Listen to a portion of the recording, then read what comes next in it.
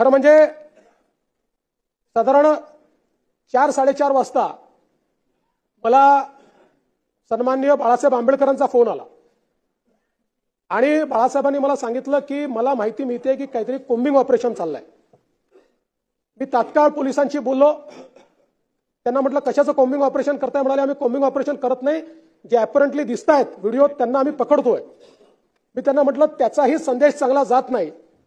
त्यानंतर आयजींचं माझं आणि बाळासाहेब आंबेडकरांचं एकत्रित बोलणं झालं आणि 6 वाजेनंतर कुठल्याही वस्तीमध्ये कोणीही गेलेलं नाही की पोलीस निरीक्षक अशोक घोरबांड यांनी वाजवीपेक्षा जास्त या ठिकाणी बळाचा वापर केला किंवा रॅशली बळाचा वापर केला। निश्चितपणे याची चौकशी केली जाईल आणि चौकशी होतपर्यंत अशोक घोरबांड यांना त्या ठिकाणी सस्पेंड केलं जाईल।